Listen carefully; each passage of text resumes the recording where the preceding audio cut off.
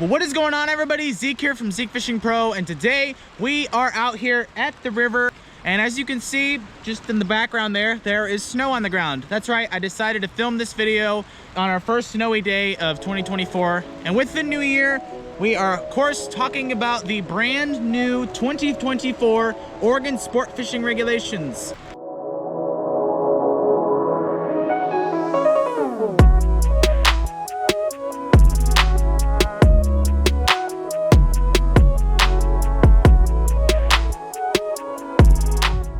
Guys, I know you've been waiting for this video for a long time. I have too. I can't wait to start talking about this book. Without further ado, let's dive right into it.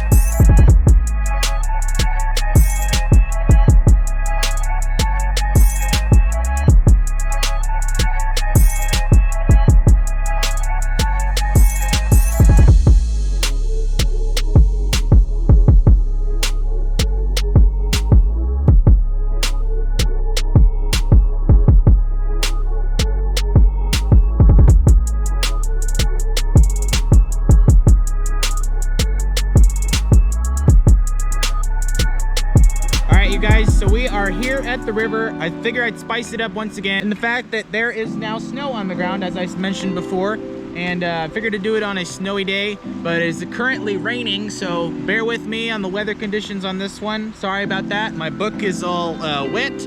Had to get the thumbnail picture before it was all wet, but we won't talk about that. So everything in the new book is highlighted in yellow. So guys, get out your books and let's dive right into it. So I always remember that the Addicted Fishing YouTube channel, it's actually what's on my hat, is always in like page 3 or 4, and they are sponsored by Okuma. That is Nick Popov right there, holding a huge Chinook salmon. Awesome to see them in the book every single year. And guys, if you want information on page 25 of Catch, Cash, Save Salmon about the Northern Pike Minnow catching program that you can earn, that you catch them to earn money, I'm gonna read this little blurb here. The Northern Pike Minnow Sport Reward Program uses tiered payments $6, $8, and $10 for each qualifying pike minnow caught within the program's boundaries. Tagged pike minnow are worth $500. Top anglers have earned more than $100,000. See pikeminnow.org for rules, regulations, and registration. So if you guys wanted some information about that, so you can earn a little bit of cash, or a lot of cash actually, go onto that website, link in the description to that. My book is soaking wet. This is really hard to do it in the rain, but I'm doing it for you guys. All right, the first regulations for the new book is on page 26 in the Northwest Zone. Down here in the Northwest Zone regulations, the big yellow blurb right there states hatchery steelhead. Oh, this is the Northwest Zone regulations for salmon and steelhead. Has a top note right here. It says hatchery steelhead, hatchery coho salmon, pink salmon, and sockeye salmon may be harvested as part of the adult and jack salmon daily bag limit in waters that are open to angling for Chinook salmon and steelhead. Moving right along to the Northwest Zone where it has all the bodies of water, we see on Lake Creek, which is on page 29, closed all year to salmon angling. You guys have rain on you. All right, so the next page, page 30 in the Northwest Zone, we see the Skipun, I don't know how to say that, Canyon River. Is that how you say it? I don't know. To Harbor State Bridge, or Harbor Street Bridge to Alt Highway 101 Bridge, open all year for hatchery Chinook salmon and hatchery coho salmon. Moving right along to the Southwest Zone, we see in the Southwest Zone regulations for salmon and steelhead, it is the same blurb that I mentioned earlier in the Northwest Zone. So mark that down. Same description for the Southwest Zone for hatchery steelhead, hatchery coho, and pink salmon, sockeye salmon, and Chinook salmon. My book is getting all wet. All right, guys, mark this one down. This is a big one in the Southwest Zone in the Umpqua River. I'm gonna read this little blurb here on page 39 right there. The following applies to open sections from the Scottsburg Bridge upstream to the River Fork boat ramp. From June 1st to September 30th, angling is closed within 200 feet from all portions of the tributary's mouth. Angling is also closed 200 feet upstream into any open tributary from the mouth. All right, moving on to the Willamette Zone. On page 49 in the Willamette Creek, Mouth to 200 feet below Lower Willamette Falls. Open all year for trout. Harvest allowed May 22nd through October 31st. 2 per day, 8-inch minimum length. Remainder of the year catch and release. 200 feet below Lower Willamette Falls to Upper Willamette Falls. Open for trout May 22nd through October 31st. And then above Upper Willamette Falls, open all year for trout. So in the central zone on Crescent Lake, we have a new blurb here. It says 5 kokanee per day in addition to the daily trout limit and no size limit on those. In the East Lake, 5 kokanee per day in addition to the daily trout limit, no size limits as well. In the Hood River and the tributaries, open for hatchery Chinook salmon from April 15th through June 30th. Daily limit is 1 adult hatchery spring Chinook salmon per day. Okay, moving on to the central zone on page 54 in the Lawrence Lake. Closed between ODFW markers and the mouth of Clear Branch Creek. Closed between ODFW markers and the mouth of Pinnacle Creek. Moving right along on page 55, in the Paulina Lake, 5 kokanee per day in addition to the daily trout limit and no size limit on those. You guys have more rain on you. Still on page 55, we have Lake Stimtustus, however you say that. No limit on the size or number of the bass. In this subtle lake, kokanee / sockeye over 16 inches must be released. All right, now we have moved on to the northeast zone on page 59 in the Grande Ronde River. Open for coho salmon September 1st through November 30th. 2 adult coho salmon and 5 jack coho salmon per day. On page 60 in the northeast zone still, on McKay Creek, open all year for trout. Lostini River, not sure how you say that. A lot of these names, bear with me guys, these are some crazy names. It says at the bottom there, hook gap size may not exceed 3/8 of an inch. That's kind of a big technicality, so mark that down. And then the Walla Walla River and tributaries, hook gap size may not exceed 3/8 of an inch as well. Moving right along to the southeast zone. All right, on page 63, here's a big one, guys, for Klamath Lake and the Klamath River. And the Klamath Lake, closed to all angling in Hagelstein Park. In the Klamath River, we have a big one right here. 1 rainbow trout per day, 12-inch minimum size, and 15-inch maximum length. So you want to get one in between those 2 measurements. And then it says closed from Highway 66 Bridge to Keno Dam, June 16th through September 30th. All right, and then we have on page 70, in the Snake River zone on page 70, we have the Snake River, little blurb here. It says open for hatchery Chinook salmon April 22nd through August 17th from Dugbar Boat Ramp to Hell's Canyon Dam. 4 hatchery Chinook salmon, only 2 of which may be an adult. Above Brownlee Reservoir to Idaho State Line. 6 bass per day, no minimum length. Nothing new in the Columbia River zone, which is kind of surprising. All right, and we have moved on to the marine zone. This is a big one, guys. On the clamming, crabbing, and other marine invertebrates regulations here on page 82, for the clam section, it says right there in the middle, unlawful to remove clams from the shell before leaving the clamming area. On the European green crab, I talked a little bit about this one last year since they inputted it last year. They have a little bit more of a blurb right here. When crabbing for them, use of pop-up style buoys is prohibited. Now, I'm pretty sure the reason for that is they don't want it to be confused with the Dungeness or red rock crab when you're crabbing for those. Makes sense, but I could be wrong on that reason. You never know. The sun has finally come out. We are almost coming to a close. There's not a ton of new stuff this year, but there's enough. Yep, and we have made it to the end of the book already. Wow, that was fast. So we've come to the native and introduced fish species list. Favorite page of the book. I'll just go over the fish again. We have rainbow trout, red band trout, coastal cutthroat trout, west slope cutthroat trout, Chinook salmon or the king salmon, coho or silver salmon, kokanee or sockeye in the spawning colors, kokanee, sockeye, pre-spawning colors, steelhead, bull trout, northern pike minnow, bull trout, migratory, white sturgeon, green sturgeon, and then the introduced fish species, largemouth bass, smallmouth bass, yellow perch, walleye, American shad, striped bass, black bullhead, channel catfish, brook trout, brown trout, lake trout, Atlantic salmon, black crappie, red ear sunfish, and bluegill. And then we have come to the selected groundfish species on the coast. This is a rockfish species. Again, it has the prohibited no harvest at any time on the yellow eye rockfish. And I'll go over it once again on the Chinook and coho salmon identification page. How to identify a Chinook salmon versus a coho salmon. Chinook salmon have a black mouth, very defined. It is like as black as can be. And a coho salmon has a white, more gummy mouth. With the bucks, with the males, the mouth can be like bright white. Very easy to tell them apart. And the male cohos will have that huge hook jaw. Here's a picture of what it would look like. Huge hook jaw, and a male Chinook salmon can have hook jaw, but it's not as defined as a coho salmon. And then how to identify a hatchery versus a wild fish.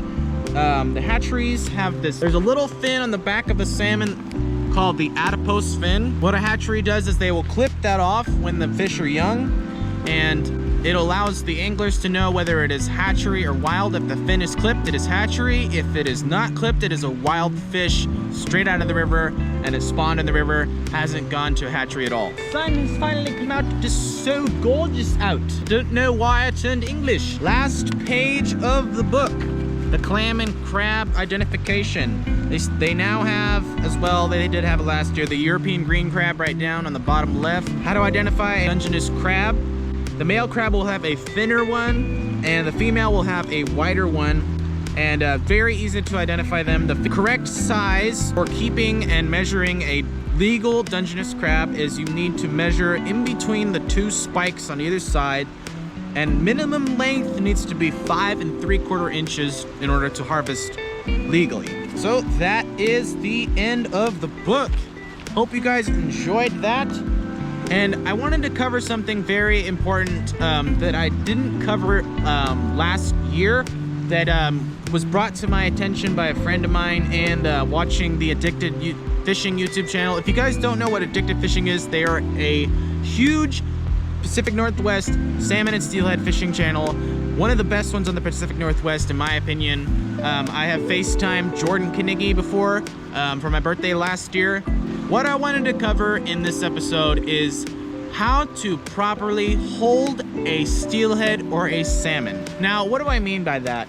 We're gonna cover how to hold them properly so that they aren't in pain, and you can hold them carefully and release them carefully, or harvest if you want to properly. Now, this applies to me as well, and you guys who just want some help holding fish. You're not sure how to hold a fish of that size if you catch a big one. So guys, how to properly hold a salmon. Let's say you catch like a 20-pound big salmon. How to properly hold it if the fish is still alive. What you want to do is, depending on the layout of the water, if you're in a shallow part of the river and you don't just drag them up on the bank, you want to get them into the shallow water to where you can firmly grab the back of the tail. Once you grab the tail, you're going to want to get under their belly and then pick them up like that, holding the tail like this or like this, however you want to do it, but make sure you're pinching that tail tight.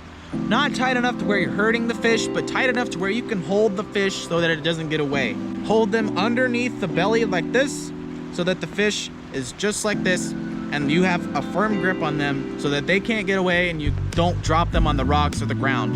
The fish is still alive, that's how you want to hold them. If you're gonna harvest the fish, do it in a very humane way to where you put it out of its misery before it's suffering on the rocks. So bonk it on the head a couple times to where the fish starts to twitch, and then that means it's over. So guys, like I mentioned earlier, if you're gonna harvest the fish, you can hold it however you want, so long as the fish is not suffering and it doesn't feel any pain, and as long as you don't drop it.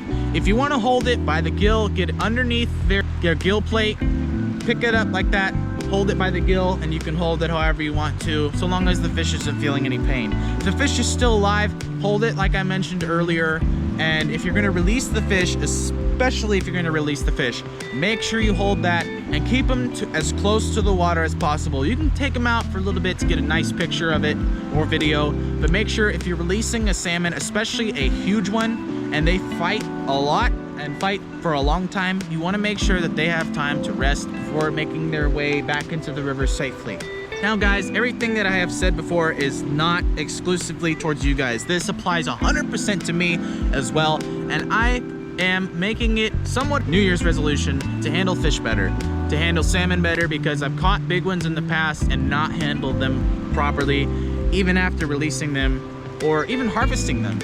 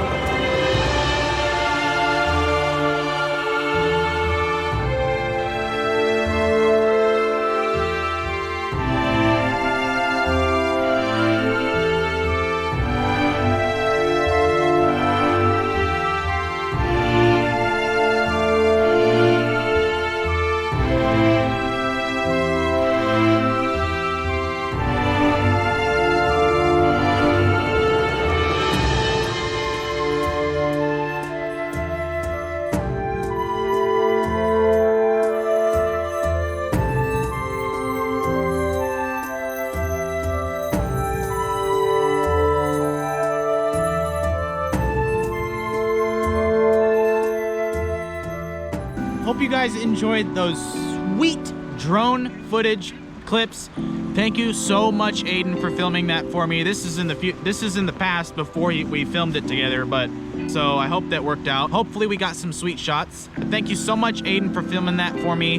There's talk in the future that Aiden and I are gonna film a little bit more on some more kayak trips. He's gonna get some clips of me on my kayak, hopefully with Cameron as well. There's a lot of potential that we're gonna do in 2024 with new pictures, new videos, and better quality videos as well. So hope you guys are excited for that. I know I am. So you guys, we have come to a close here. I hope you guys enjoyed this video and enjoyed the beautiful scenery of the Rogue River and the snow. Snow is all melted now because the sun's out. So guys, I hope you enjoyed this video. Make sure to like, comment, subscribe if you did. Cannot wait to see what 2024 brings. I'm hoping to break some new PB fish as always. Go to new bodies of water. I've got a lot of plans to explore some new areas in Oregon. There's so much more that this state has to offer with fishing. So guys, hope you guys enjoyed this video. I always look forward to filming this one, help you guys out with the new regulations. Go down into the comments below and leave some comments if you guys have any questions on what I spoke about today or anything else. You guys, I cannot wait to see how we grow in 2024. We had Odin Wolf in 2023. Who knows what 2024 could bring? I'm super excited to see what Odin Wolf is gonna do this year. Hopefully they'll make some awesome new knives. So guys, the next video hopefully will be coming out in March when spring bass fishing is coming. And hopefully Cameron will be fully recovered by then. If you guys didn't know, I haven't really spoken about this at all. I got a truck. That's right. We are now mobile and I can go to any fishing spot by myself if I wish to, which I have done in 2023. I just haven't spoken about my truck a lot, which I didn't want to make a huge to-do about it. But I did get a truck. It's a 1999 Nissan Frontier, and here's my license plate. Not gonna do that. So guys, cannot wait to take that thing out on some more adventures, and we're gonna do some crazy adventures this year. Super excited for that. So guys, if you enjoyed this video, make sure to hit the like button and comment down below, and also subscribe. We are on the road to 500 subscribers, and the goal for this year is hopefully 1,000. Hopefully we can grow a little bit more, a little bit faster in 2024. We'll just see. So guys, make sure to like, comment, subscribe, catch them like a pro, and I will see you all in the next fishing adventure.